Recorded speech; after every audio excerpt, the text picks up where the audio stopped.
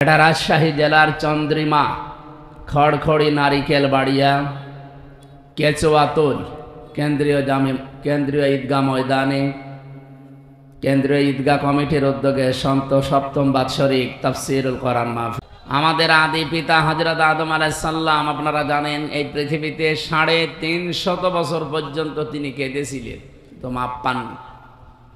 তিনি যখন 350 বছর পরে বললেন, আল্লাহ মুহাম্মাদুর রাসূলুল্লাহর ওসিলায় আমাকে মাফ করে দাও, আল্লাহ মাফ করে দিয়েছিলেন। কিন্তু প্রশ্ন করেছিলেন যে এই নাম তুমি জানলে কি করে, কোথায় পেয়েছো এই নাম? হযরত আদম বলেছিলেন, আল্লাহ যেদিন জান্নাত থেকে তুমি আমাকে বের করে দাও, আমি জান্নাত থেকে বিদায় নেওয়ার সময় জান্নাতের মেন গেটের ওপরে তোমার নামের পরে এই নামটা লেখা ছিল, আমি দেখেছিলাম, লা ইলাহা ইল্লাল্লাহু মুহাম্মাদুর রাসূলুল্লাহ।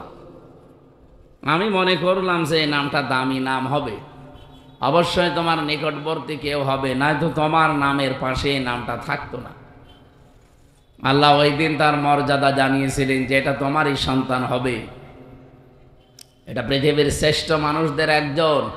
বাদ জাকুম মিনাল্লাহি নূরু ওয়া কিতাবুম মুবিন, এই আয়াত দিয়ে অনেক মানুষ দলিল দিতে চায় নবীজি নূরের তৈরি ছিল এই দিকে।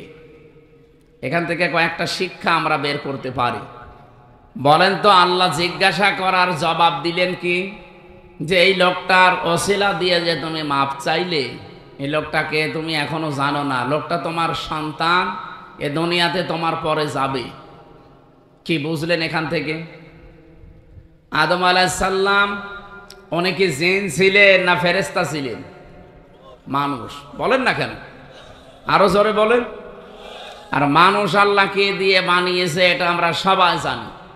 কোরআনে কারিমে আল্লাহ বহুবার এই তথ্য দিয়েছেন, ইন্নী খালিকুম বাশারাম মিন তিন, অবশ্যই আমি মানুষ বানিয়েছি মাটি থেকে।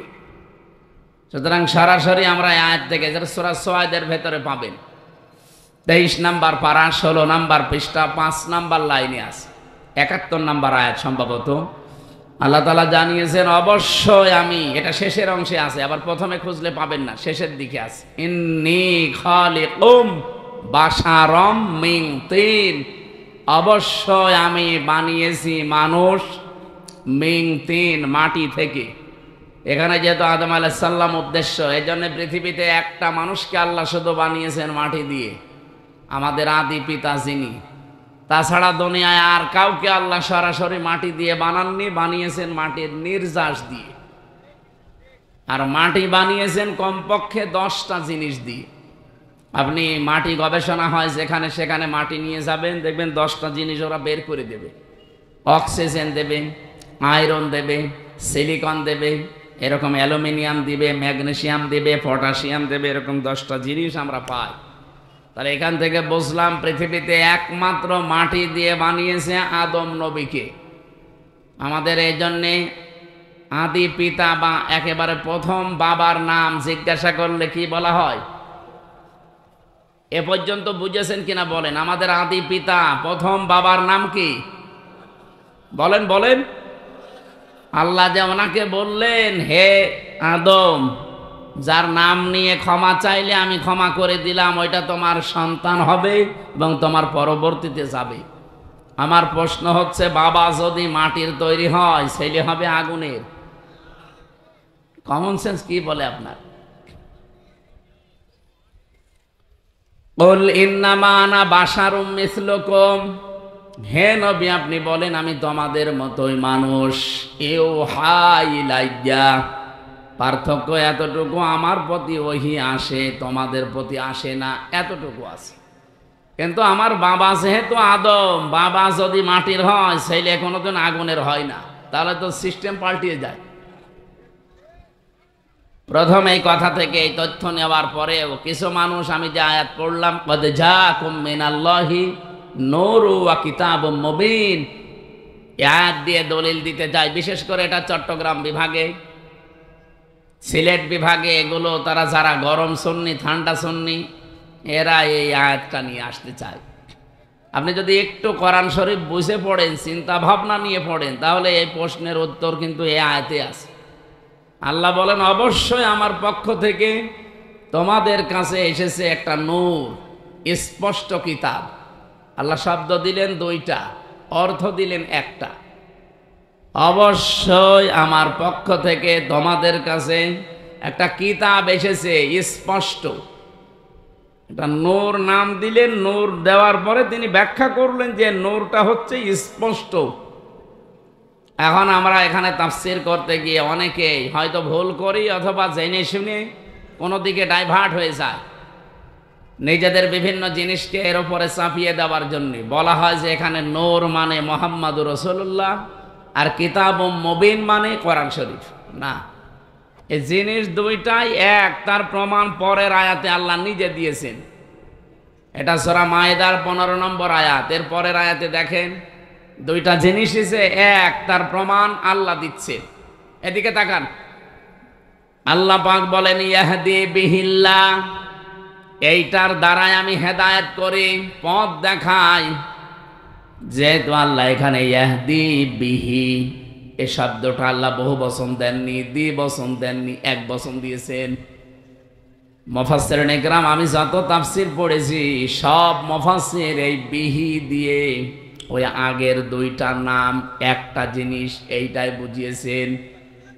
আল্লাহ বলেন আমার পক্ষ থেকে অবশ্যই তোমাদের কাছে নূর যাবে, স্পষ্ট কিতাব যাবে। তাহলে নূরও যা, স্পষ্ট কিতাবও তা, তার নাম কোরআন শরীফ। তার নাম কি বলেন বলেন? এতটুকু শেষ করেননি আল্লাহ, এ পর্যন্ত বললে আমাদের বিভ্রান্ত হওয়ার সম্ভাবনা থাকতো। এই জন্য আল্লাহ ব্যাখ্যা করছেন ইয়াহদি বিহিল্লাহ। এখানে ফাইল কর্তা সরাসরি আল্লাহ নিজে। আল্লাহ বলেন আমি এইটার দ্বারাই হেদায়েত করি। আর আমরা সবাই জানি পৃথিবীতে হেদায়েত দেওয়ার একচ্ছত্র মালিকানা কোরআনের। না মানে আল্লাহর মানে কি? আল্লাহর কথাই তো কোরআন। এই পৃথিবীতে কোরআনকে আল্লাহ হেদায়েত দেওয়ার মতো ক্ষমতা দিয়েছেন, তাছাড়া আর কাউকে দেয়নি। এমনকি নবীজির হাতে আল্লাহ হেদায়েত ছেড়ে দেয়নি। যদি থাকতো নবী নিজের চাচাকে দিত। শুধুমাত্র হেদায়েত দেওয়ার ক্ষমতা আছে কার? আরে কোরআন শরীফ কার? এই জন্য যালিকাল কিতাবু লা রাইবা ফি, যে কিতাবের আগে আলিফ লাম দিয়ে আল্লাহ নির্দিষ্ট করে দিয়েছেন একটাই মাত্র কিতাব দুনিয়ায় পাঠালাম যেটা মানুষকে হেদায়েত দিতে পারে। এবার আসেন আমরা মূল কথায় যাইতে চাই। যেহেতু পৃথিবীর একখানা কিতাব আছে মানুষকে হেদায়েত দিতে পারে, আর কেউ পারে না, সেই হিসাবে আল্লাহ কিতাবের নাম এখানে নূর বলার পরে আবার উল্লেখ করেছেন ওয়া কিতাবুম মুবিন। ওই নূরটাই হচ্ছে স্পষ্ট কিতাব। কোরআন শরীফে তাফসিরে এটা হচ্ছে মাযহারির ভেতরে আছে 55টা নাম পাবেন আপনি কোরআনের। 55টার ভেতরে 5 নাম্বার নাম আপনি এইটা পাবেন। আমি 55টায় নাম পড়ে দেখেছিলাম। কোরআনের নাম হচ্ছে আল কোরআন, আল ফুরকান, আল কিতাব, আন নূর, আত তানজিল। এভাবে একটা একটা করে আপনি নাম পাবেন 55টা। যেহেতু কোরআনের নাম আমার আল্লাহ নিজে নূর দিয়েছেন, আর এই কোরআনের বরকত অথবা এই কোরআনের পরিস্থিতি আমাদের কাছে আরো স্পষ্ট করার জন্য পরবর্তী শব্দে আল্লাহ কিতাবুম মুবিন লাগিয়েছেন। আমাদের রাজশাহী, খুলনা, রংপুর এই সমস্ত বিভাগে যেহেতু সমস্যা একটু কম এই শব্দ নিয়ে, তারপরেও স্পষ্ট করছি নবীজি নূরের তৈরি বললে তার সম্মান বাড়ে না, আরো কমে যায়। বাবা সেইটার আপনি সন্তানকে ওইটা বলে চালাবেন। বিশ্বনবী মুহাম্মদুর রাসূলুল্লাহ, এখান থেকে আপনি প্রমাণ আজকে পেলেন ইয়াহদি বিহিল্লাহ। এই বিহি এক বচন, এজন্য পৃথিবীতে কোরআন শরীফ হচ্ছে নূর, আর মুহাম্মদুর রাসূলুল্লাহকে আল্লাহ নূর দিয়ে বানিয়েছেন। এই আয়াত দিয়ে দলিল দিয়ে আপনি একটা পাগল। তাহলে বিহি আল্লাহ দিত না, বিহি মা দিত, যে নবীজি এবং কোরআন শরীফ এই দুইটা দিয়ে আমি হেদায়েত দান করি। বিহি মা দিল না কেন? আমি আলেমদেরকে বলছি যারা একটু লেখাপড়া করেন এই আয়াতটা নিয়ে বাড়ি যারও চিন্তা ভাবনা করবেন। আমার তো মাথা ছোট, ভুল হতে পারে। যাদের মাথা বড় বড় আছে, এ বড় মাথায় আরো এই যে এক হুজুর বসে আছে না, কি যেন গোলাম রব্বানি, কি মাথা দেখেছেন? আমার মনে হয় দুই মাথা মিলে ওনার মতো হবে না। ওনার মতো বড় বড় মাথা যাদের, তারা যেন আরো একটু চিন্তা ভাবনা করে। বিহি আর বিহি মা এহদি বিহিল্লাহ মানিত্তাবা রিদওয়ানাহু সুবুলাস সালামি ওয়া ইখরিজুহুম মিনাজ যুলুমাতি ইলান নূর।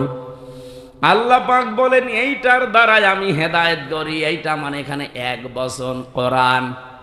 মানিত্তাবা, যে ব্যক্তি অনুসরণ করবে কোরআনকে, রিদওয়ানাহু, এবং তার সন্তুষ্টি চাইবে, তার মানে আল্লাহর। সবুলাস সালাম, সবুল বহু বচন, সালাম আল্লাহ পাক তার নিজের নামটা এখানে দিলেন। পৃথিবীতে যত শান্তির পথ আছে সব আমার আল্লাহ এ কোরআনে দিয়েছেন। এই শান্তির পথ আমার আল্লাহ তাকে নসিব করবেন যদি এটার অনুসরণ করা হয়। ইখরিজুহুম, তিনি বের করবেন তোমাদেরকে। ইখরিজুহুম দিয়েছেন, তিনি বের করবেন তোমাদেরকে মিনাজ যুলুমাতি ইলান নূর, অন্ধকার থেকে আলোর দিকে। আর যেটা দিয়ে তিনি বের করবেন তার নাম যেহেতু নূর, আমরা বলি কোরআন। নাম কি? আমার মনে হয় এই প্রশ্নের উত্তর আর দেওয়ার দরকার নেই, আপনি স্পষ্ট হয়ে গেছেন। যে কথা বলতে চাই এখান থেকে, মুহাম্মদুর রাসূলুল্লাহর নাম নিয়ে হযরতে আদম নবী একদিন দুই দিন না 300 বছর খণ্ডন করেও মাপ পাননি। শেষে এই নামটার কারণে আল্লাহ মাফ করে দিয়েছিলেন। এই জন্যে সম্মান মর্যাদা দুনিয়াতে আল্লাহ যত বেশি এই পৃথিবীতে দিয়েছেন, একেবারে সে আরশের মেন দরজা থেকে শুরু করে জান্নাতের মেন গেট থেকে শুরু করে তামাম পৃথিবীতে যেখানে আল্লাহর নাম সেখানে রসুলের নাম। কি আপনি দেখেন বাংলাদেশে প্রায় 1110 কিলোমিটার পথ, টেকনাফের একেবারে শেষ গ্রাম থেকে পঞ্চগড়ের তেতুলিয়ার ওই বাংলা বান্দা পর্যন্ত সব মিলিয়ে আপনি হিসাব করে দেখবেন 1110 কিলোমিটার। কত? 1110 কিলোমিটারের ভেতরে শুধু বাংলাদেশের এরিয়ায় আমি হিসাব করে দেখেছি কম পক্ষে 13 মিনিট 4 সেকেন্ড একাধারে আজান হয়। আমার একটু কষ্ট হয়ে যাচ্ছে।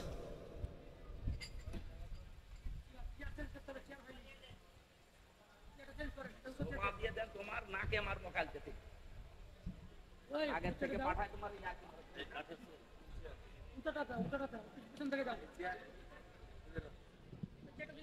ছাতা তো উল্টো পাল্টা লাগে।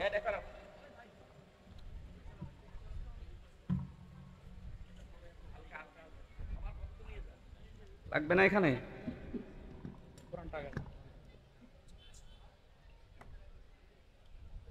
এখন চা খাবে কখন মানুষ? চা লাগবে না, নিয়ে যান। চা খাও।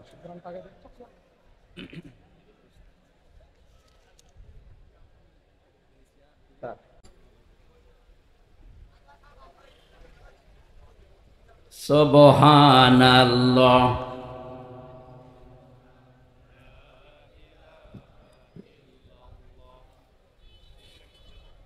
কে দেবেন? কি কিছু আছে?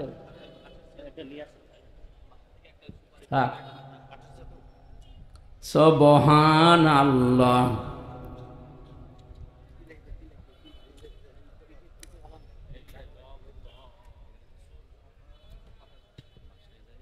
আরে না, লাগবে না, বসো। সুবহানাল্লাহ আলহামদুলিল্লাহ। এই আমি জিকির করতে দিয়েছি, কি করেন কি আপনি? সুবহানাল্লাহ আলহামদুলিল্লাহ লা ইলাহা ইল্লাল্লাহ।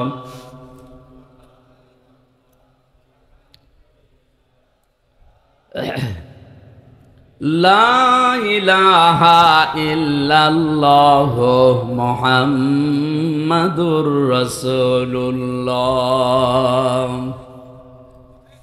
আমার ভাইরা, টেকনাফের একেবারে শেষ গ্রাম থেকে যখন আজান আরম্ভ হয়, এরপরে হয়তো আসবে উখিয়া, এরপরে চট্টগ্রাম, এরপরে বান্দরবন, এভাবে একটা একটা করে আপনি আস্তে আস্তে দেখবেন টেকনাফ থেকে একেবারে তেতুলিয়ার বাংলা বান্দা পর্যন্ত 0 পয়েন্ট ওরা একাধারে 13 মিনিট 4 সেকেন্ড আজান হতে আছে, 1 সেকেন্ডও বাদ নেই।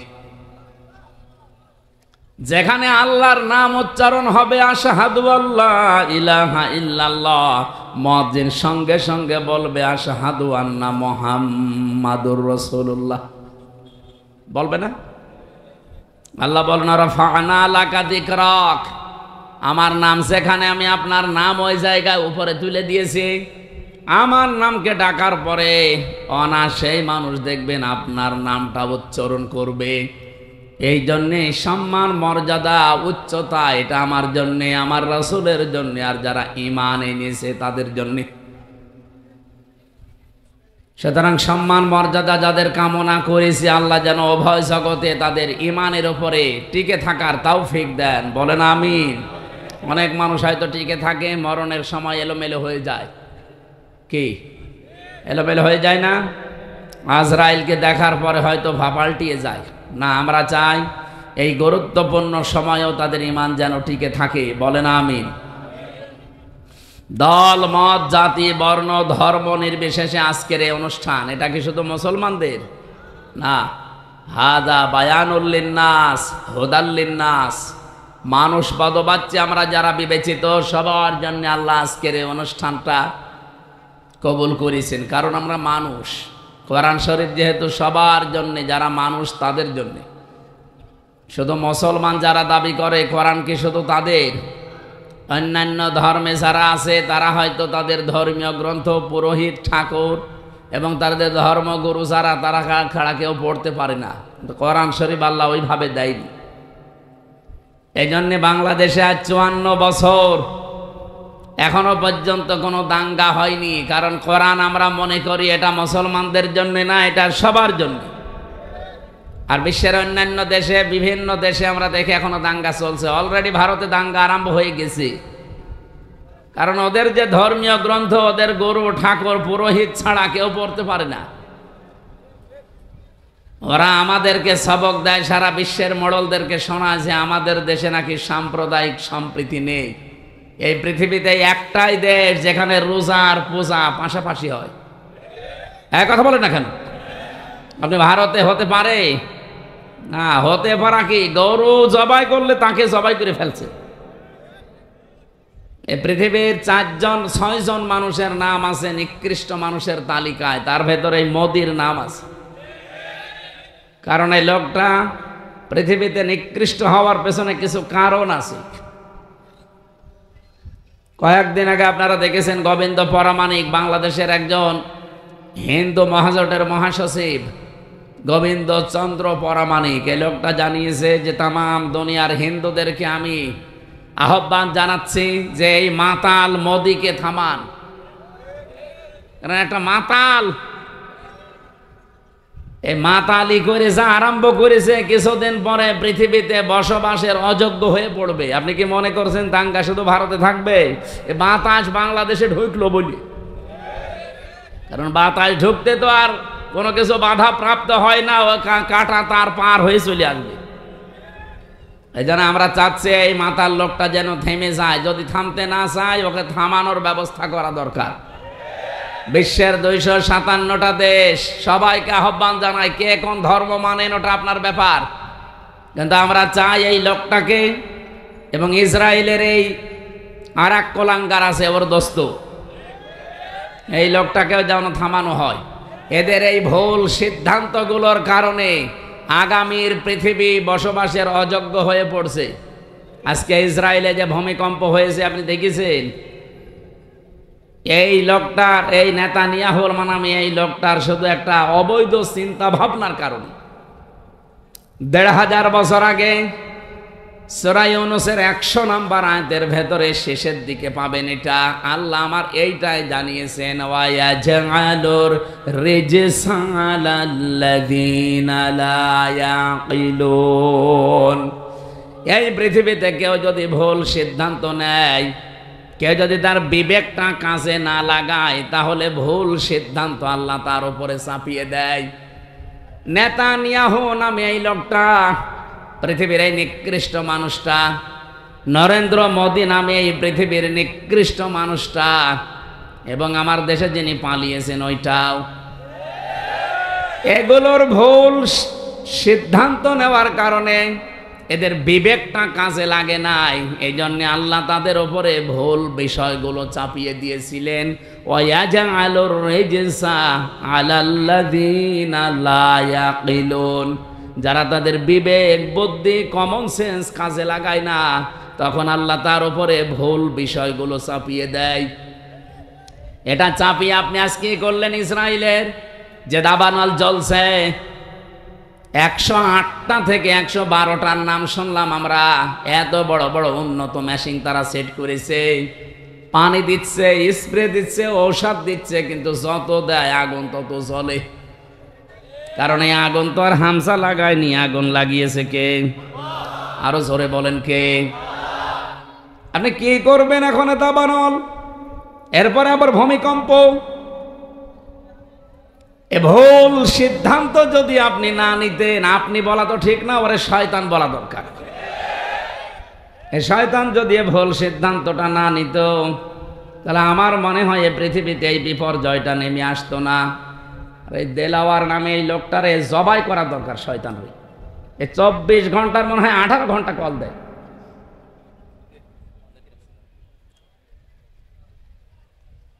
কোনো কমন সেন্স না আছে কি আল্লাহ জানে। ও যেন মরে যায় আজকে।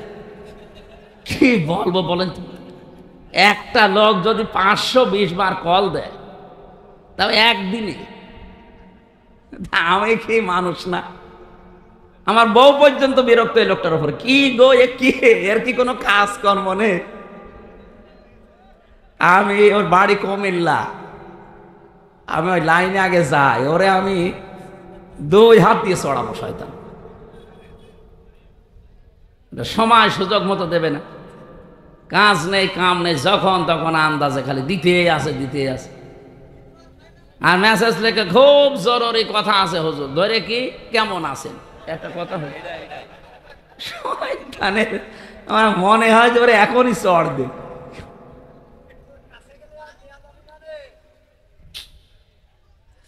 আমার ভাইরা, এই জন্য ভুল যারা সিদ্ধান্ত চাপিয়ে দিচ্ছেন, আল্লাহ এমনি না, ভুল বিষয়গুলো আল্লাহ চাপিয়ে দেবেন যদি বিবেককে কাজে না লাগান। আজ নেতানিয়াহুর কারণে তাদের দেশটা ধ্বংস হয়ে যাচ্ছে। আমার মনে হয় এভাবে যদি আর মাত্র 8-10 দিন চলতে থাকে দাবানলটা আর এই ভূমিকম্প, দেখবেন বিশ্বের মানচিত্র থেকে অভিশপ্ত রাষ্ট্র এই ইহুদিরা, এই ইসরায়েল আর থাকবে না। ঠিক ওর বন্ধু যেহেতু এটা ও যা আরম্ভ করেছে, তার বিবেক কাজ করছে না। আজ আমি কালকে কয়েকটা ইন্টারন্যাশনাল রিপোর্ট পেয়েছি, আন্তর্জাতিক, আপনার মাথা খারাপ হয়ে যাবে। এই যে আজ 9 মাস চলছে হাসিনা পালিয়ে যাওয়ার, এই 9টা মাসই ও বারবার চেষ্টা চালিয়েছে এই দেশে যেন অন্তত বিডিআর হত্যা আর শাপলা চত্বরে হেফাজত হত্যার বিচার কেউ যেন না তোলে। কারণ ভালো করে জানে যে 2টা ঘটনা একেবারে ডাইরেক্ট ঘটিয়েছে মোদি। এখন সব প্রমাণ একেবারে হাতে নাতে ধরা পড়ছে। দিগন্ত টেলিভিশন এমনি বন্ধ করে নাই, ইসলামী টেলিভিশন এমনি বন্ধ করে নাই, কারণ এদের কাছে সব ভিডিও ফুটেজগুলো এখনো আছে, এখন তারা সব ছাড়তেছে। সাগর রনিয়েত্তি এমনি হত্যা হয় নাই, বহু রিপোর্ট তাদের কাছে গোপন বিষয় ছিল, ওদেরকে একটু সাহায্য করেছে, তাকেও দুনিয়া থেকে বিদায় করে দিয়েছে। এখন রিপোর্টগুলো যেহেতু হাওয়ায় ভেসে বেড়াচ্ছে, আর বিশ্বের আন্তর্জাতিক মহল যারা, তারা আমাদের চাইতে আপনাদের চাইতে অনেক চালাক। আমি রিমান্ডে গিয়ে এটা টের পেয়েছিলাম। ওই 10 দিনে বহু কিছু দেখেছি। ইসরায়েল থেকে যে উন্নত প্রযুক্তির মেশিন তারা নিয়ে এসেছে, আপনি পায়খানার ভেতরে কি করেন ওইটা ওরা দেখতে পায়।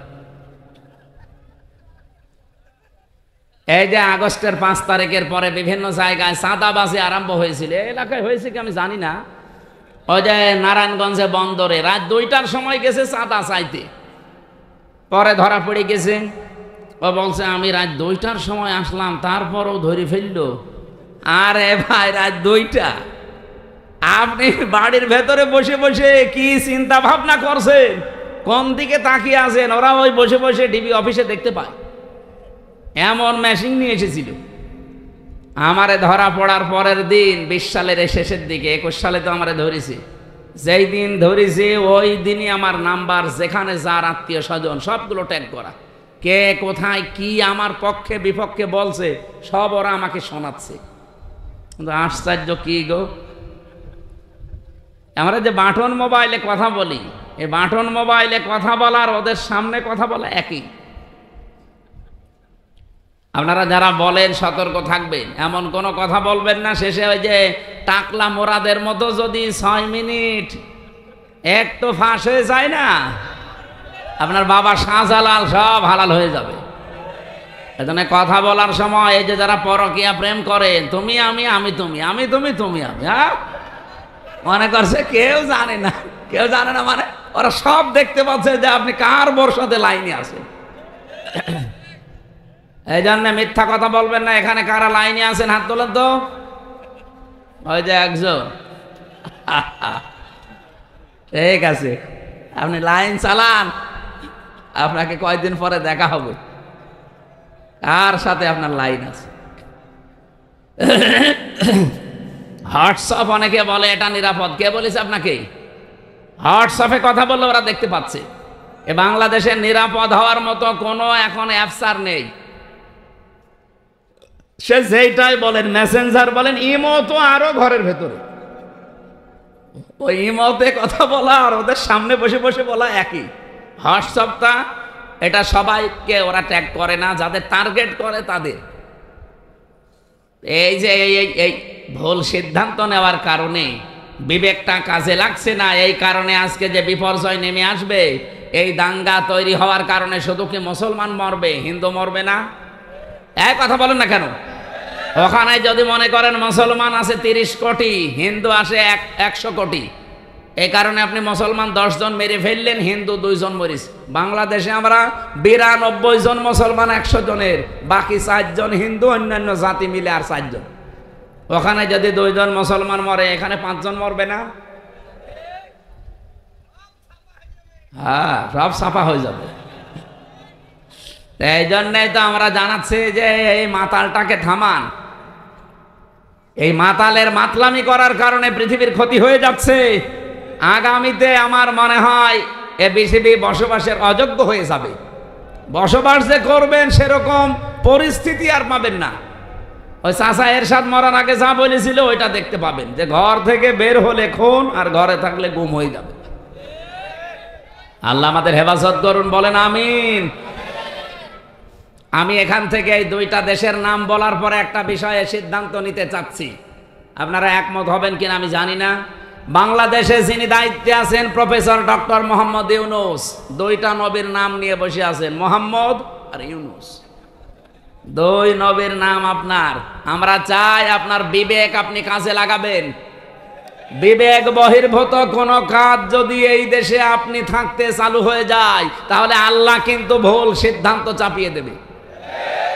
হাসিনা পালিয়েছে, ওর বিচারপতি পালিয়েছে, মামলার আয়ু পালিয়েছে, সাক্ষীরা পালিয়েছে, তাহলে এটিএম আজহারুল ইসলাম এখনো কেন জেলখানায় আছে? এটা তো বিবেকে মেনে নেয় না। কথা বলেন না কেন? আমরা চাই আজহার সাহেবকে পরশুদিন বৃহস্পতিবারে, ওনার আবার আরেকটা ডেট আছে, এই ডেটে যেন আর কোনো বাঙালিকে হাইকোর্ট দেখানো না হয়। আমরা এই মাজলুম মানুষটার মুক্তি চাই। আপনারা চান না? কারা চান দেখি? লিল্লাহি তাকবীর।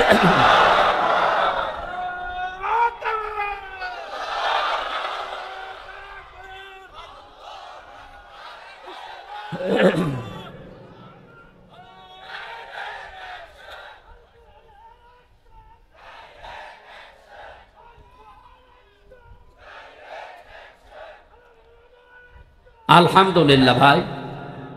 না, আমরা কারো পক্ষে বিপক্ষে, আপনি যদি মনে করেন যে উনি পক্ষে বলছে বিপক্ষে, না, উনি একজন মাজলুম মানুষ, ওনার সাক্ষী দেখেছে কেউ 6 কিলোমিটার দূরে, কেউ 3.5 কিলোমিটার, কেউ 3 কিলোমিটার। ও কি দিয়ে দেখলো? আর এই বানোয়াট একটা বিষয়ের উপরে ওনাকে আপনি এতদিন 13 বছর রেখেছেন, এই তো একটা জুলুম। কথা বলেন না কেন? এরপরে যদি আবার জুলুম করা হয়, লোকটা নড়তে পারে না। আমি তো 3 বছর ছিলাম তার পাশে। ফাঁসির কন্ডেম সেলের ভেতরে একটা মানুষের খায়েশ পূরণ করার জন্য তাদের উপর অত্যাচার আমার উপরও করেছে 3 বছর। আমার মনে হয় এতদিনও যদি টিকে থাকতো তো এতদিনও আমরা বাইরের জগৎ দেখতে পারতাম না, এতদিনও ওই মামার বাড়ি থাকা লাগবে। এই জন্য যাদেরকে বের করে দিয়েছে এই আগস্টের 5 তারিখের পরে কেউ যেন না থাকে। অনেকে তারেক জিয়া বের হয়েছে, তারেক জিয়ার বউ এবং তার মা সবাই যখন খালাস পেয়েছে বলছে এনাদের খালাস দেওয়া ঠিক হয়নি, কারণ এনারা সাজার আসামি ছিল। আরে ভাই, সাজা যে দিয়েছে কি সাজা বলে? এ তো সব বানানো। আর আমি নিজে যেহেতু ভিকটিম, আমি তো নিজে টের পেয়েছি। আমার উপরে যে মামলা ছিল পুরাটা বানোয়াট, মিথ্যা। এই জন্য 15.5 বছরে রাজনৈতিক যত মামলা হয়েছে সব মিথ্যার বানোয়াট। এদের মামলাও মিথ্যা, সাক্ষীও মিথ্যা। আমার 4 জন সাক্ষী কুষ্টিয়া থেকে নিয়ে গিয়েছিল, জীবনে তাদের আমি চিনি না। আমি এই আগস্টের 5 তারিখের পরে যেহেতু তারা ভয়ে ভয়ে আছে, একদিন যেয়ে বললাম, ভাই কি সত্যি করে বলে? আচ্ছা, পুলিশ এসে একদিন রাতের বেলা আমাকে বলছে সাক্ষী যদি না দাও তোমার নামে মামলা দেব। এই হচ্ছে দেশের অবস্থা। এরকম মামলায় যদি আমি এখন শুধু জামিন না, আমি পুরা খারিজ হয়ে গেছে আমার মামলা। আমারটা যেমন আমি ন্যায় বিচার পেয়েছি, আমি চাই আজহার সাহেব ন্যায় বিচার পাবে বৃহস্পতিবারে। কেউ কোনো তাল বাহানা করলে, বিবেক যদি আপনার কাজে না লাগে, এমন ভুল সিদ্ধান্ত চেপে বসবে না দেশের ওপরে, শেষে সামাল দিতে পারবেন না। কারণ দেওয়ালে পিঠ থেকে গেলে তখন আর দিকটা ঠিক থাকে না। কথা বলেন না কেন? কত মানুষ এখন খুশি আছে। আপনি কার খুশির জন্য এগুলো করছেন? অনেকে করছে, আমরা জানি। এই জন্য আমরা কোনো বিবেক বহির্ভূত কাজ করতে চাই না। আজকে ঢাকায় দেখলাম বিভিন্ন জায়গায় মেয়েরা সাইনবোর্ড নিয়ে দাঁড়িয়ে আছে, আমাদের যৌন অধিকার নিশ্চিত করতে হবে। এই যে নারী কমিশনে যারা আছে, এই মানুষগুলো একে একে মহিলা বলা যায়? আমার মনে হয় এ মহিলাও না, এ পুরুষও না, এ হিজড়া হবে। না যে এরকম কথা লেখে কি করে? 318 পৃষ্ঠা আমি পড়েছি ওদের ওই কমিশনের পুরা বইটা। সবগুলো ইসলাম বিরোধী এবং ইসলামের বিপক্ষে একেবারে ডাইরেক্ট অ্যাকশন নিয়েছে। তার ভেতরে অন্যতম স্বামী আর স্ত্রী। এরা যদি 2 জন সংসার করার, স্বামী বলে আমি এখন সংসার করতে চাই, স্ত্রী বলে যদি না আমার এখন মন নেই, এরপরও যদি স্বামী সংসার করে, স্ত্রী যদি মামলা দেয়, তাহলে ধর্ষণ মামলা হবে। আর ধর্ষণ মামলা হলে সাক্ষী লাগবে না। স্বামী স্ত্রীর ঘরের ব্যাপারটা কি সাক্ষী কেউ দেবে? সাক্ষী পাবেন কোথায়? হয় আপনি ইউটিউবারদের ওখানে সেট করে রাখবেন, এক কথা বলছে না, তাছাড়া সাক্ষী আপনি পাবেন কোথায়? আর বিচারক যে রায় দেবে, ওকে আন্দাজে তো রায় দিতে পারবে না, সাক্ষী লাগবে না। আর ওই জিনিসকে দেখেছে কে সাক্ষী দিতে যাবে বলেন? সুতরাং এইরকম নীতিমালা যারা তৈরি করেছে, এ কি সুস্থ না অসুস্থ? আমার মনে হয় এদেরকে আর বাইরে রাখা ঠিক হবে না, তাহলে এই সমাজের ক্ষতি হবে। এদেরকে পাঠানো লাগবে পাবনায়। আরো জোরে বলেন। জেলখানা দেওয়ার দরকার নেই, পাবনায় পাঠিয়ে দেন, ও থাক, ছাতা থাক। কয়েকদিন আগে পাবনায় গিয়েছিলাম, যে দেখলাম পাগল বেশি নেই, সব ভালো হয়ে চলে গেছে। এখন এদেরকে পাঠানো দরকার। ওরা পয়েন্টটা লিখেছে দ্বিতীয়টায়, যে শরীর আমার, সিদ্ধান্ত আমার। জেনা ব্যভিচারের ব্যবসা খুলে বসতেছে। শরীর আপনার মানে আপনার শরীরকে দিয়েছে, আপনার বাবা মা দিয়েছে আপনার শরীর। আপনার বাবা আর মার দায়িত্ব ছিল শুধু বিছানায় থাকা। এই শরীরটা আমার আল্লাহ নিজে বানিয়েছেন। সূরা নূরের ভেতরে আছে, সূরা কি মুমিনুনের ভেতরে আল্লাহ পয়েন্ট আকারে দিয়েছেন যে তোরে কি করে বানালাম আমি। সুম্মা খালাকনান নুতফাতান আলাকাতান ফাখালাকনাল আলাকাতা মুদগাতান ফাখালাকনাল মুদগাতা ইযামা ইলা আখিরি আয়াত। আল্লাহ একে সিরিয়াল আকারে দিয়েছেন, আমি নুতফা এর আকারে, এরপরে আমি এটা মদগা, এরপরে আলাক, এরপরে রক্ত গোশত চর্বি চামড়া দিয়ে একটা ছাউনি দিয়ে বাচ্চার আকার দিয়ে ছেলে না মেয়ে হবে সে সিদ্ধান্ত দিয়ে মায়ের পেট থেকে আস্তে করে বের করে নিয়ে আসি। আল্লাহু আখরাজাকুম মিন বুতুনি উম্মাহাতিকুম লা তা'লামুনা শাইআ। এই আয়াতগুলো পর্যালোচনা করলে দেখা যায় পুরাটা দায়িত্ব আমার আল্লাহ পালন করেছে, বাকি শুধু সিস্টেমটা আমার আল্লাহ, যেহেতু মার বাবার কাছ থেকে শুধু সিস্টেমটা একটু, তাছাড়া আল্লাহ নিজেও আমাদেরকে বানিয়ে বানিয়ে আকাশ থেকে ফেলতে পারতো না? পারতো না? আমাদের আদি পিতাকে ফেলে নাই, কথা বলেন না কেন? আদি মাতাকে ফেলে নাই, তাদেরকে যদি আল্লাহ ফেলতে পারে, এমনকি বাবা ছাড়াও আল্লাহ বানাতে পারে হযরত ঈসাকে, প্রমাণ তো দুনিয়ায় আছে। সুতরাং যারা এই পয়েন্ট লিখেছেন আপনারা কিন্তু স্বাভাবিক নেই, আমার মনে হয় তারা মেয়াদ উত্তীর্ণ গাঁজা খায়।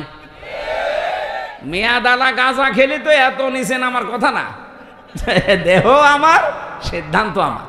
আবার এক মহিলা লিখেছে ব্যানারে যে আমার চামড়া আমি দেব। ওরে শয়তান, এগুলো কি মানুষের কাতারে পড়ে? তৃতীয় নাম্বারে পয়েন্টে ওরা লিখেছে যে যৌনকর্মী যারা, তাদেরকে শ্রমিকের মর্যাদা দেওয়া লাগবে। আমার এই পয়েন্টটা পড়ার পরে মনে হচ্ছিল, আল্লাহ যদি বাংলাদেশে কোনো ডাকাত বলে ইউনূস সাহেব আমাদেরকেও কিন্তু মর্যাদা দেওয়া লাগবে শ্রমিকের, কারণ আমাদেরও কষ্ট কম হয় না। ডাকাতি করা কত কঠিন, গাছ কেটে কাঁধে নিয়ে রাস্তায় ফেলে গাড়ি দাঁড় করিয়ে এত বড় ছুরি সামনে নিয়ে দাঁড়ানো লাগে, এখন বলছে না কেন? আমি তো নিজে দেখেছি, কয়বার ডাকাতের হাতে পড়লাম। একবার পড়েছিলাম সাতক্ষীরায়, বিশাল এক গাছ কেটে ৮-৯ জন কাঁধে করে রাস্তার মাঝে দিয়ে গাড়ি থেমে গেল, সবার পেছনে পেছনে বড় বড় ছুরি। আমি তো কাঁচ খুলে দেওয়ার পরে দেখি মুখ বের করে কয়েকজন, মুখ বাঁধা। আমার টাকা পয়সা চা, আমি আগেই বের করে বলছি নেন। বলছে হুজুর আপনার টাকাও নেব, আল্লাহ মাফ করবে। আরে শয়তান, এত কষ্ট করছে আর বলছে আপনার টাকাও নেব, আল্লাহ মাফ করবে। তাই আপনার কষ্ট হচ্ছে না যে কত বড় গাছ, আপনার ঘাম ঝরছে কপাল দিয়ে। এখন ওরা যদি কালকে থেকে আওয়াজ তোলে যে ডাকাতি করতে কম কষ্ট না, আমাদেরও শ্রমিকের মর্যাদা দেওয়া লাগবে, এ পর্যন্ত থাকলেও কিছু বলতাম না। কিন্তু সমস্যা হয়ে দাঁড়াবে, কারণ এই শব্দটা পুরা হাদিসের বিরুদ্ধে, কোরআনের বিরুদ্ধে। আপনি দেখেন সূরা কসসের ভেতরে আছে, মুসা আলাইহিস সালামকে যেদিন শুআয়ব আলাইহিস সালাম উনি শ্রমিক হিসাবে নিয়োগ দেবেন, ওনার মেয়েদের ওই যে কুয়া থেকে পানি তুলে দিয়েছিলেন, কুয়া থেকে, ওই বিশাল কুয়া থেকে পানি তুলে নেওয়ার সময় ওনার ঘাম ঝরছিল। মেয়ে দুইটা গিয়ে বলেছে, বাবা এরকম একটা শক্তিশালী এবং বিশ্বস্ত, আমিন বলা হয় কোরআনে আছে, আমিন, এরকম একটা বিশ্বস্ত শ্রমিক পেয়েছি, আপনি যদি নিতে চান তো উপকার হবে, তার শরীরে শক্তি আছে, আমরা দেখেছি 4-5 জন রাখাল মিলে যে ঢাকনা সরাতে পারে না কুয়ার, অথচ ওই লোকটা দেখলাম 1 হাত দিয়ে কুয়ার ঢাকনা সরিয়েছে। শ্রম দিলে মানুষের শরীর থেকে ঘাম ঝরে, এই ঘামের মর্যাদা এত বেশি। আল্লাহর নবী জানিয়েছেন, আল কাসিবু হাবিবুল্লাহ, যারা কাজ করে খায় নিজের হাতে, ঘাম ঝরায় শরীর থেকে, এরা আর সাধারণ মানুষ থাকে না, এরা আল্লাহর বন্ধু। সেইটাকে আপনি কোথায় মিলাচ্ছেন বলেন? যে আপনি সেটাকে আজকে যারা দেহ ব্যবসা করে খায়, যারা পতিতা, যারা জেনা ব্যভিচারের একেবারে বাজার খুলে বসেছে, বাংলাদেশে এখন 1 লাখ মাত্র পতিতা আছে সারা বাংলাদেশ মিলে, সরকারি জরিপ। এই মানুষগুলোকে আমরা চাই, তাদের যদি সত্যি মর্যাদা দিতে চান, ডক্টর মোহাম্মদ ইউনূস একটা আলাদা বিভাগ খোলেন, খুলে তাদেরকে পুনর্বাসনের ব্যবস্থা করেন। এক কথা বলছেন না কেন? কত ধনী মানুষের টাকা ব্যাংকে পড়ে আছে, ছাতা পড়ে যাচ্ছে, ও জানেই না কত টাকা আছে, ওই টাকাগুলোর কাছ থেকে নেন। মাত্র 1 লাখ যৌনকর্মী, এদের কর্মসংস্থান তৈরি করেন, দরকার হয় ওদের আলাদা আলাদা বিয়ের ব্যবস্থা করেন। এরপরে এই মানুষগুলোকে সেলাই মেশিন কিনে দেন, 2টা গরু কিনে দেন, 5টা ছাগল কিনে দেন, এই সমস্ত কাজ কারবারে নেই। ওনারা শ্রমিকের মর্যাদা দিতে চায়। যে কয়জন কমিশনে আছে সবগুলো তিলক পরা আর টিপ পরা, এগুলো সব ওই স্বৈরাচারের দোসর, ওই খনি হাসিনার দোসর। এই 15.5 বছরে সব ওদের পক্ষে কথা বলতো, এখন হঠাৎ করে সুর পাল্টিয়েছে।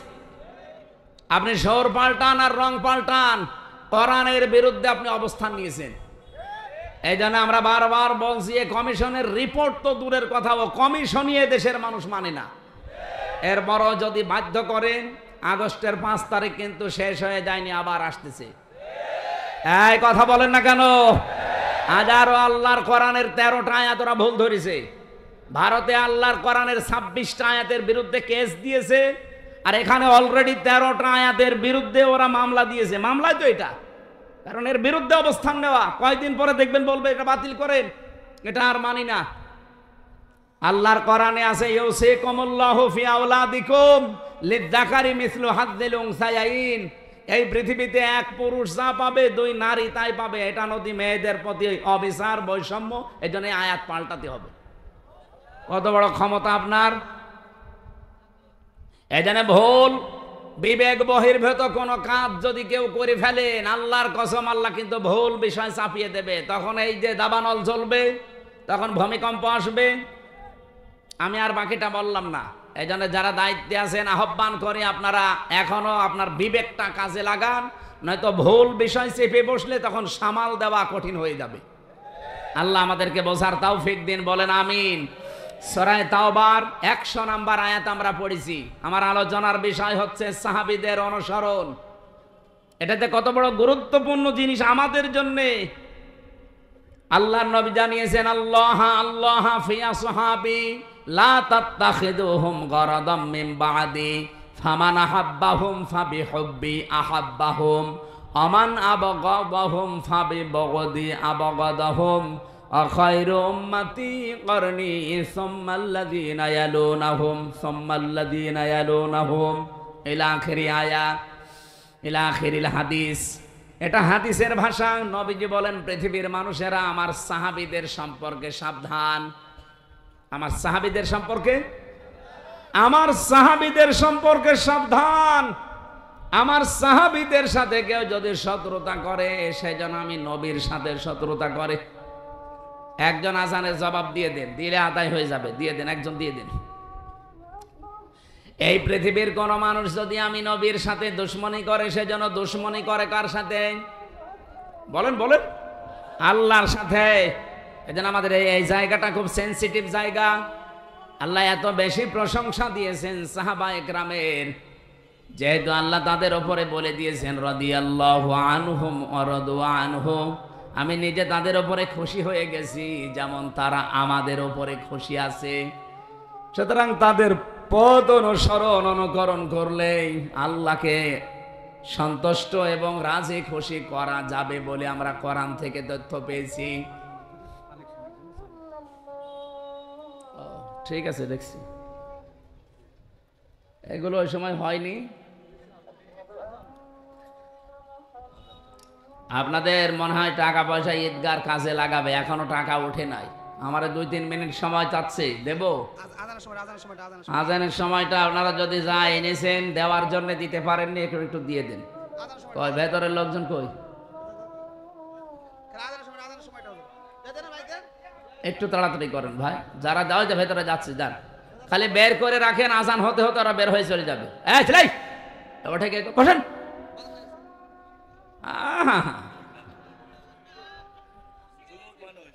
যাক যাক, ওর আবার বিয়ে হয়েছে, এখানে হাজার হাজার মেয়ের বাপ বসে আছে আর ও চলে যাচ্ছে। যাক, ওর জীবনে যেন বিয়ে আর না হয়। 1-1.5 ঘন্টা বসে থাকতে পারে না, বিয়ে দিলেও সংসার টেকবে না। এই যে দাম্পত্য জীবনের কলহ এবং তার সমাধান, পুরুষের এবং নারীদের 2টা শ্রেণীরই সমস্যা আছে আমাদের কম বেশি।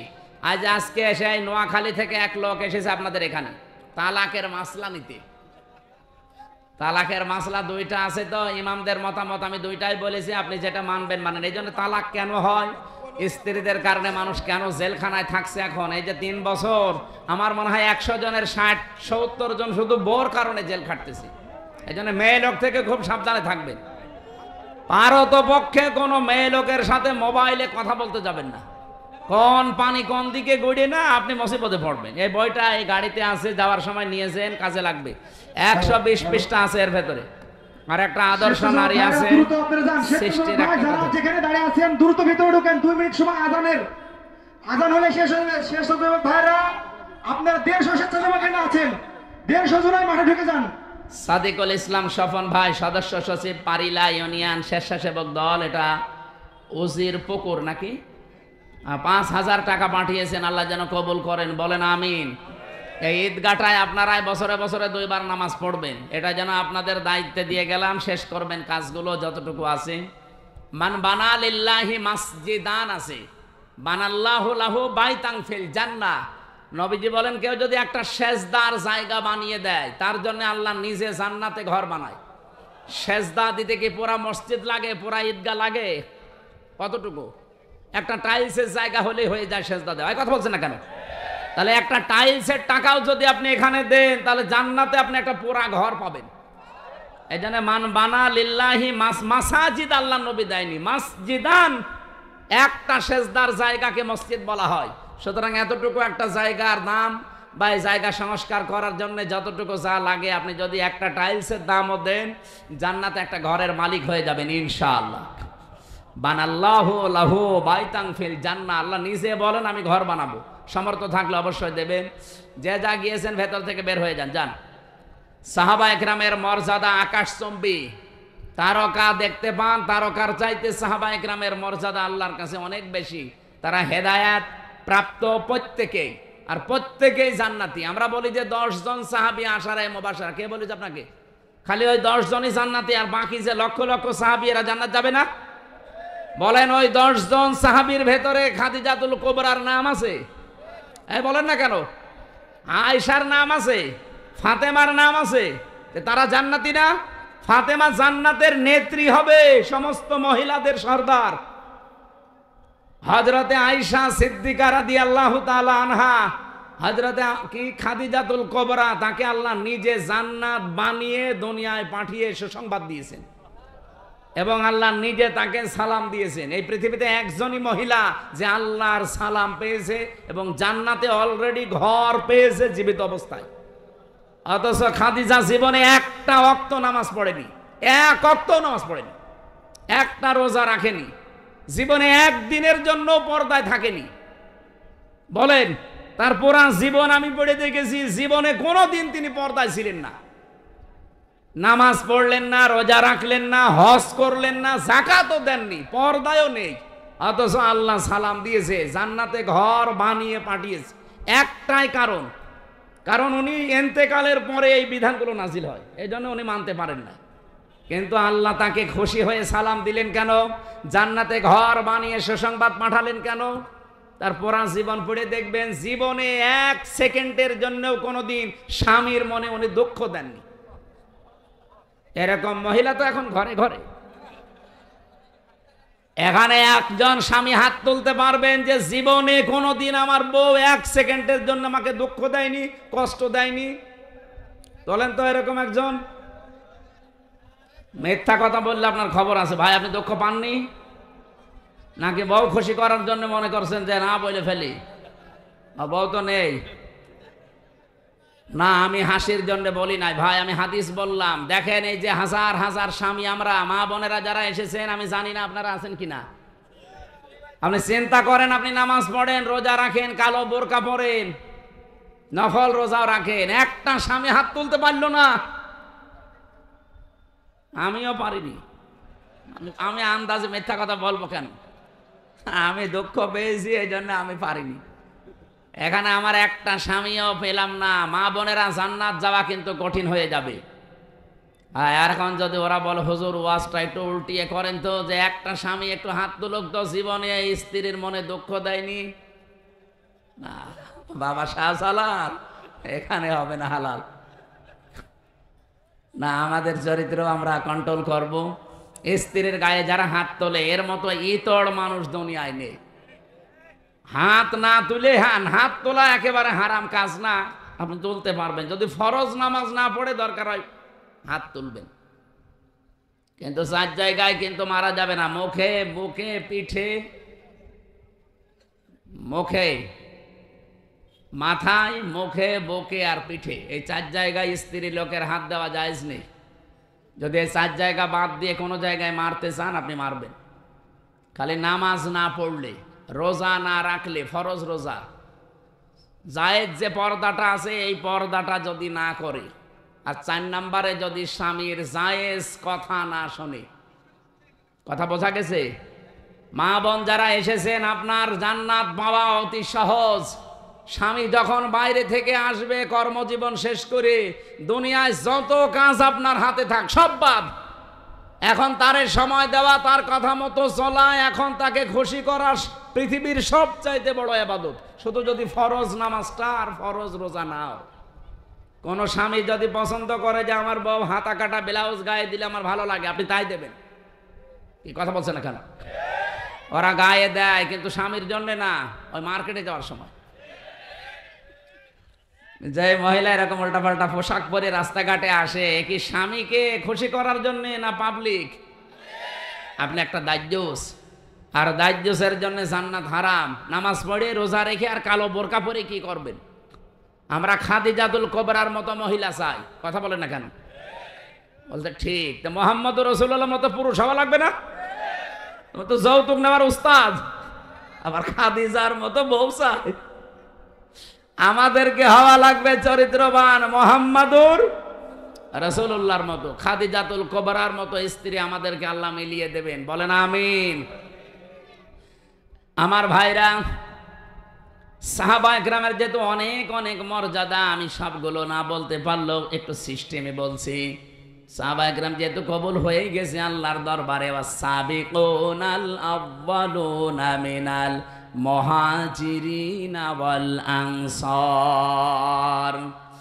এই পৃথিবীতে যারা উপরে গেছে আগে অগ্রভাগ, এবং তাদেরকে যারা অনুসরণ করেছে মুহাজির এবং আনসারদের ভেতরে, আল্লাহ পাক বলেন এই মানুষগুলো অগ্রগামী। আল্লাযীনা তাবাউহুম বিইহসান, আর এদেরকে যারা অনুসরণ করবে তাদের উপরে আমি আল্লাহর ইহসান, তার মানে আমার বানানো জান্নাত তাদের জন্য। বলেন সুবহানাল্লাহ। সাহাবা একরামকে আল্লাহর দরবারে কবুল হওয়ার পেছনে আমি এই কয়টা কারণ পুরা কোরআন থেকে হাদিস থেকে পেয়েছি। 1 নম্বরে তাদের কয়েকটা গুণ আমাদের ভেতরে থাকা দরকার। 1 নম্বরে পেয়েছি আল্লাহর জন্য তাদের অন্তর নিবেদিত ছিল সব সময়। আপনি যদি কাউকে ভালোবাসেন আল্লাহর জন্য বাসবেন, কাউকে যদি ঘৃণা করেন আল্লাহর জন্য করবেন, কাউকে যদি কিছু দান করেন আল্লাহর জন্য করবেন, কাউকে যদি দান করা থেকে বিরত থাকেন যে আমি দেব না তোরে কিছু, তাও যেন আল্লাহর জন্য হয়, ব্যক্তিগত বা পারিবারিক সামাজিক কোনো কারণে না হয়। কথা বোঝা গেছে? আল্লাহ রাব্বুল আলামিন বলেন যে মানুষটার মন মানসিকতা আল্লাহর জন্য নিবেদিত থাকবে সব সময়, এটা সাহাবীদের ভেতরে ছিল।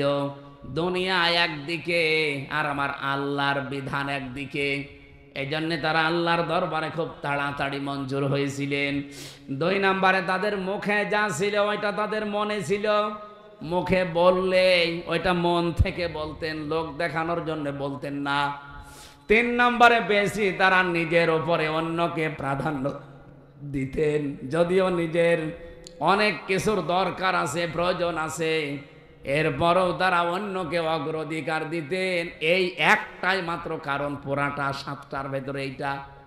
নিজের প্রয়োজন থাকার পরেও অন্য ভাইয়ের প্রয়োজনকে সামনে দেওয়া, অগ্রাধিকার দেওয়া। আল্লাহ পাক এত বেশি খুশি হতেন তাদের উপরে এই কারণে যে রাদিয়াল্লাহু আনহুম ওয়া রাদু আনহু, এই আয়াত তাদের জন্য আল্লাহ নাযিল করে দিয়েছেন। আল্লাহ এতটুকু বলে যদি আয়াতটা শেষ করে দিতেন, এই আয়াতটা আমি পড়তাম না। এর পরবর্তী কিছু সুসংবাদও দিয়েছেন, ওয়া আদালাহুম জান্নাত। আল্লাহ তাআলা বলেন আমি প্রস্তুত করে অলরেডি রেখে দিয়েছি এমন একটা বাগান, তাজরি মিন তাহতিহাল আনহার। না না, ভুল হয়েছে। তাজরি তাহতাহাল আনহার, মিন নেই এখানে। মিন যদি থাকতো তাহলে তাহাতি হতো, যেহেতু মিন নেই এই জন্য কোরআনে একটা জায়গায় শুধু তাজরি তাহাতাহাল আনহার, এমন একটা নদী আর নহর প্রবাহমান বাগান বানিয়েছি। খালিদিনা ফিহা আবাদা, চিরকাল আমি আল্লাহ তাদেরকে ওই জায়গায় থাকতে দেব। যালিকাল ফাউজুল আযীম, এটা জীবনের মহা সফলতা। বলেন সুবহানাল্লাহ। এই আয়াতটার ভেতরে আমি কয়েকটা তথ্য পেয়েছি। সূরা হাশরের 9 নম্বর আয়াতের ব্যাখ্যা পেয়েছি। ওয়ায়ুসিরুনা আলা আনফুসিহিম ওয়ালাউ কানা বিহিম খাসাসা।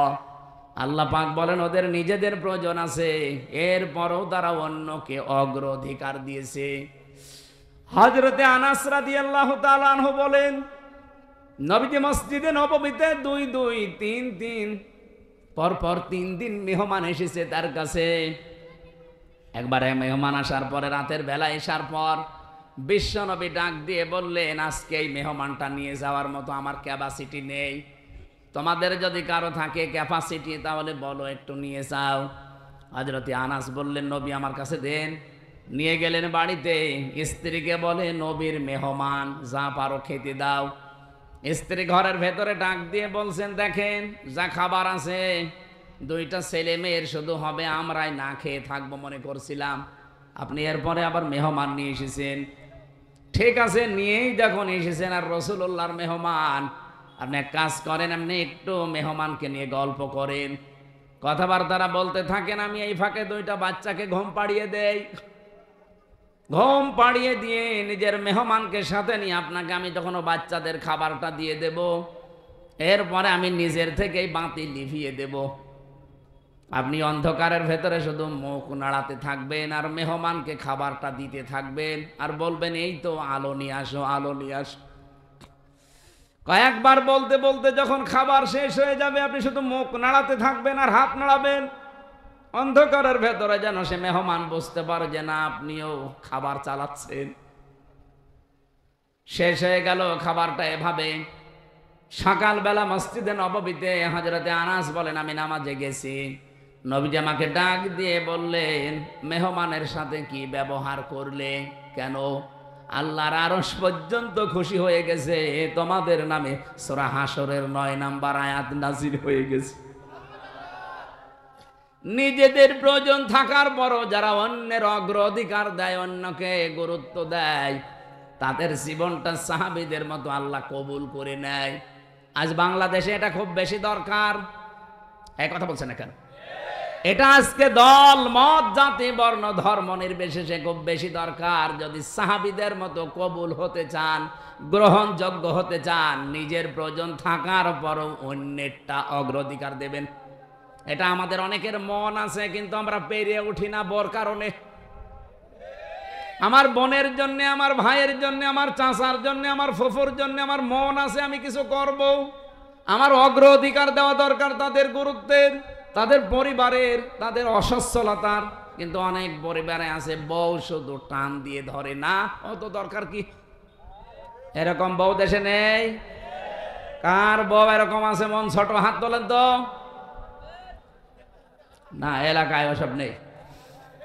এরপরে সাহাবায়ে কেরাম কবুল হওয়ার পেছনে কারণ পেয়েছি 4 নাম্বার, তারা লোক দেখানো কোনো কাজ করতেন না। আল্লাহ পাক বলেন, আল্লাযীনা হুম ইউরাউনা ওয়া ইয়ামনাউনাল মাউন।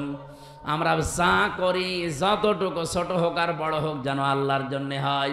5 নাম্বারে পেয়েছি তারা কাফেরদের প্রতি বড় কঠোর ছিলেন। এটা সূরা ফাতিহার 29 নাম্বার আয়াতে এই তথ্যটা পাবেন। মুহাম্মাদুর রাসূলুল্লাহ ওয়াল্লাযীনা মাআহু আশিদ্দাউ আলাল কুফফার। সাহাবায়ে কেরাম আল্লাহর দরবারে কবুল হয়েছিলেন, তার 5 নম্বরে কারণ ছিল তারা কাফেরদের প্রতি বড় কঠোর এবং ভয়ঙ্কর ছিলেন। আজ যারা কোরআনের বিরুদ্ধে 13 জায়গায় হাত দিয়ে কোরআন পাল্টাতে চায়, এরাও কাফের। বাংলাদেশে দলমত দেখা যাবে না, এই জায়গায় নবীর উম্মত এবং সাহাবীদের অনুসরণ করার ক্ষেত্রে কঠোর হওয়া লাগবে। আমরা কঠোর হতে রাজি আছি না? সামনে সব দলমত নির্বিশেষে কঠোর হয়ে যাবেন। এই আইন পাশ করা দূরের কথা, ওরা যেন ভয়ে কাঁপতে থাকে। আমরা তো আল্লাহর দরবারে সাহাবীদের মতো কবুল হতে চাই। আল্লাহ আমাদের তৌফিক দিন, আমিন। আরো জোরে বলেন। দুনিয়ায় সেই কয়দিন বেঁচে আছেন। আমি কালকে নাটোরে লালপুর না বাগাতে পড়াইছিলাম, ওখানে এই পয়েন্টটা বলেছিলাম, কেউ যদি জুলুম করে সামনে মনে করেন যে আমি অমুক জায়গায় পৌঁছাবো, জীবনও পারবেন না। সাদ্দাত যেমন পারে নাই, জুলুম করে জান্নাত বানিয়েছিল, জান্নাত ভোগ করতে পারে নাই, দেখতেও পারে নাই, এমনকি চৌকাঠে পা দেওয়ার আগেই তার মরণ হয়েছে। হাসিনাও জুলুম করে করে টার্গেটে পৌঁছাতে চেয়েছিল 41 সাল, 41 সাল দিতে দেয়নি, 24 সালে শেষ। এই জন্য আগামীতে যারা চেয়ারে বসবেন, যদি জুলুমের মাধ্যমে বা জুলুম করেন কারো সাথে, আল্লাহর কসম, ইত্তাকি দাওয়াতাল মাজলুম ফাইন্নাহা লাইসা বাইনাহু ওয়া বাইনাল্লাহি হিজাব। মজলুমের বরদোয়া থেকে বেঁচে থাকবা, কারণ মজলুমের বরদোয়া আর আল্লাহর মাঝে কোনো হেজাব পর্দা থাকে না।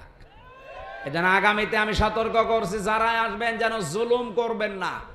জুলুম করে যদি জনগণকে দাবিয়ে রেখে মনে করেন আমি অমুক টার্গেটে পৌঁছাবো একেবারে 41 সাল, আপনার 5 বছর পরে দেখবেন বাড়ি ঘর শ্মশান হয়ে গেছে।